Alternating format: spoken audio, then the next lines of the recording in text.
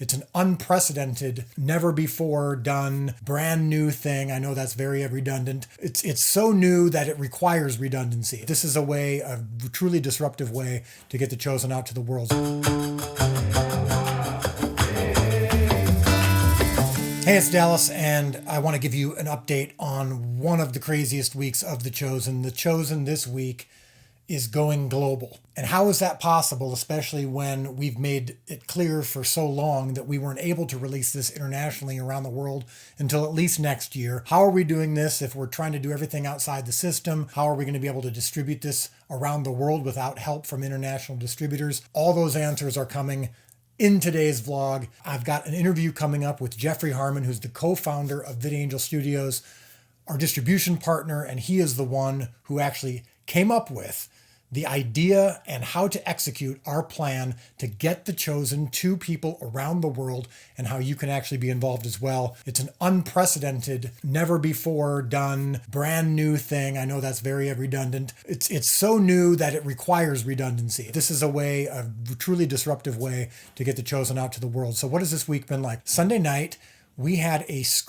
live stream of episodes 5 through 8 for our investors and everyone who pre-ordered episodes 5 through 8. The response was overwhelming. The comments in the live chat. I mean, I've never seen so many tear emojis and laughter emojis. Yes, laughter. There's laughter throughout episodes 5 through 8. There's some humor mixed in with the drama, mixed in with the emotion. People telling us that they're better than episodes 1 through 4, which I always get a little bit defensive of, because I'm like, well, 1 through 4 was great too, wasn't it? I didn't become suddenly a better filmmaker in 5 through 8. But I think that because 1 through 4 have set up the story and introduced you to the characters and introduced you to the world, now you get a chance to really experience these big moments from the Gospels with even more clarity, more emotion, more impact, and more depth in a way that you couldn't do if we didn't, of course, take the time to set up the world and introduce you to these people. That screening was beautiful. And then we did a live screening publicly of episodes 1 through 5. So we wanted to introduce 5 before it was available to the public. So we just did a public screening, and we allowed you to watch episode 1 through 5 on a live stream, and that had a similar reaction. So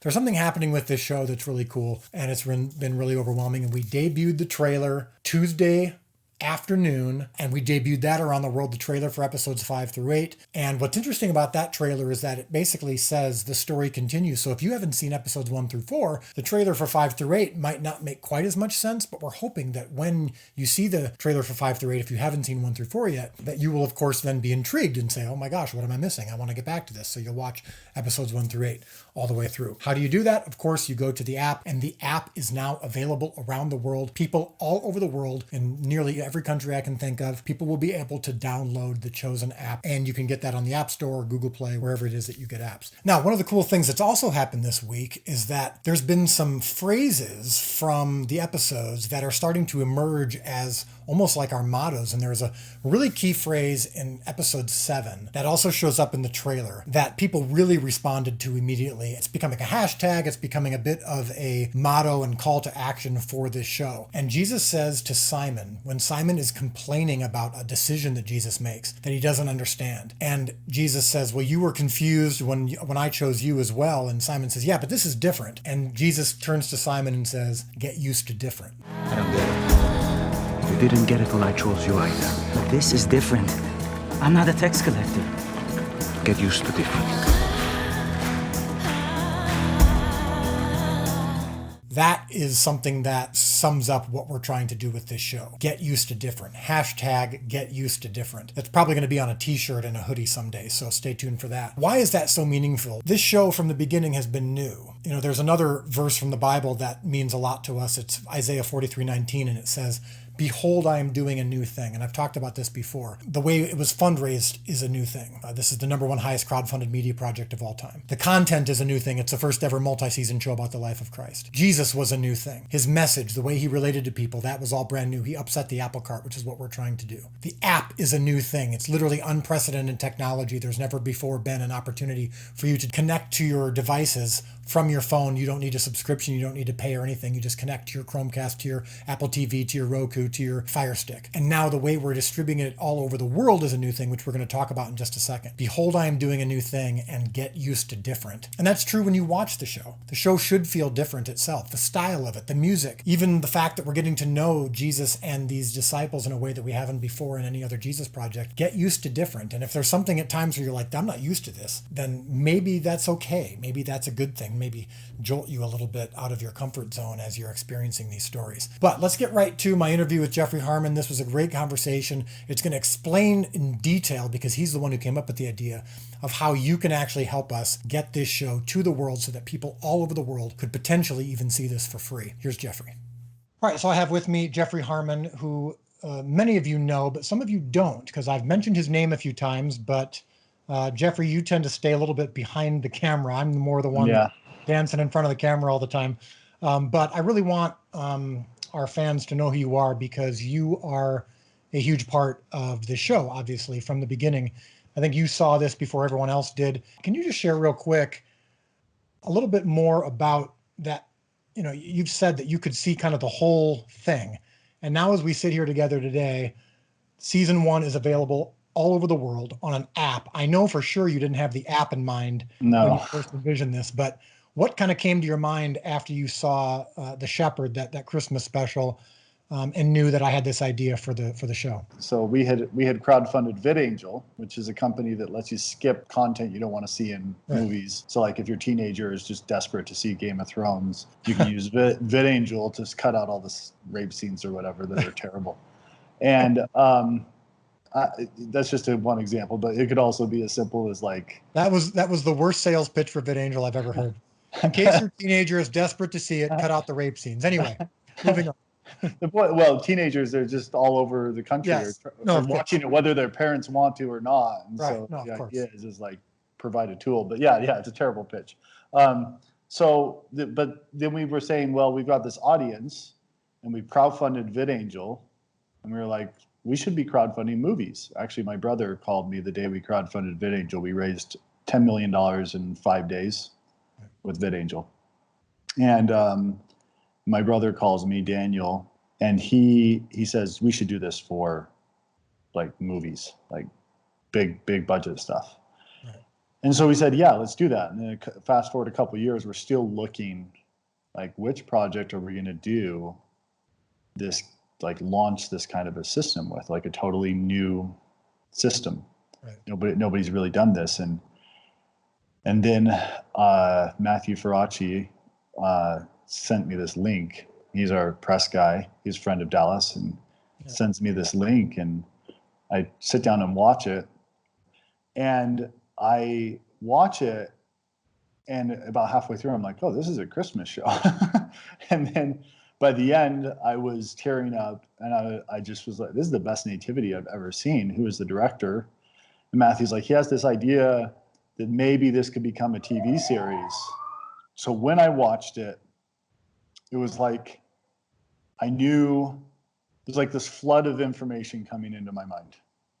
And I don't think it was all coming from me, but it was, this will work if you do a trailer, not a trailer, but the whole thing on Facebook. You take that short film about the birth of Christ. Yeah, you take the short film about the birth of Christ, and we take it and we put it in a entire piece on Facebook, a 20-minute video on Facebook, which really wasn't done at the time at all. Right. And then add a call to action at the end where the director says, this is my vision for an entire TV series. And then you go and you build out an entire crowdfunding site, and you direct people to it, and we raise the money that way. And we'd already know how to buy ads and get the word out. And anyway, it just like every detail up until the finish of crowdfunding was like really clear. And so when I called Dallas, I was trying to explain to you this vision. Right. And I just loved the outside the box thinking. And I was coming off of a big career failure. So I was in this position of like, hey, I'm just kind of providing loaves and fishes. I'll let, God figure out the rest, which brings me to, speaking of disruption, it brings me to what we're doing right now. And you came up with this idea because I talked to you a couple months ago and I said, So should we release this around the world? I wonder if we just should for free on the app. Because I figured, oh, we're trying so hard and the system is so difficult to crack. And you said, well, we can't release it for free around the world on the app because we'll go bankrupt. We could potentially lose tens of millions. And I'm like, why? And you said, well, because it costs money to stream. And I had no idea. So you're the one who then came up with this pay it forward concept. I remember you texted me at like 11 o'clock at night on a Saturday and we're like, we need to talk. I've got an idea. And before you even told me the idea, you were already telling me it's awesome. And I'm like, oh, you typically you want to under promise, over deliver. But you over promised and over delivered. So talk about where this idea for this pay it forward idea came from and how people actually execute it. So this is the part that I did not see when we were at all. We started out and we said, okay, we're going to build the content, and then we're just basically going to build like a Netflix type business, and we're going to go do the traditional, what everybody's doing. There's a million different companies doing subscription services. Okay.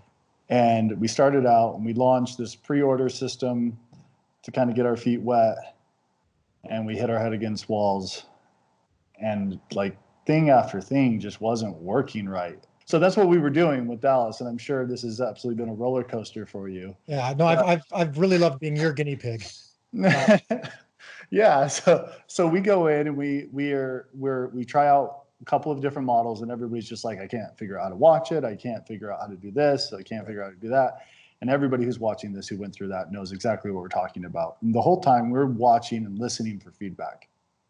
And so it was I think the genesis of kind of a cousin to this idea was when we were in NRB and we were at the hotel, and Daryl brought up that people in the comments were coming on and saying, I can't afford $20 or $30 to buy The Chosen. I wish I could watch. And then somebody comes on the comments and says, hey, send me your email and I'll buy it for you. Right. And it was we've seen that, right? We've seen that on the fan club page too.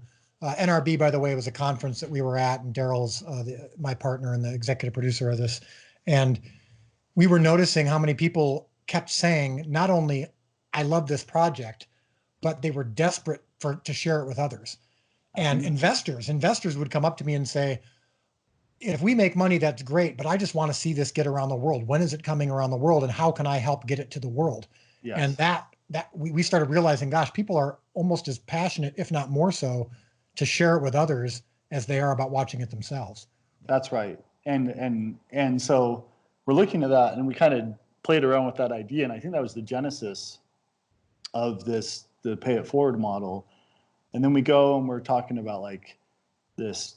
There's a website called patreon.com, and we're like, should we do something like what they're doing? Should we do something like Kickstarter? Should we do something like VOD, like Voodoo, or should we do Netflix? And we're bouncing around ideas all over the place and writing down. And I have on papers, I built out a whole bunch of different models, and I would show them to Dallas. And Dallas, I think you got incredibly sick of me bringing up model after model. Oh, my eyes glaze over because the spreadsheets you come up with have all the charm of a school bus fire for me. So yeah, so we're going through, and then one day we're sitting up, and I was with Neil and Liz. Neil's my co-founder. Liz is our COO, and she's the president now. And we're sitting there and we're talking, and suddenly it was like all of us I said, we should do something where we pay it forward. And it's like every single person's mind went to the same spot at the same time.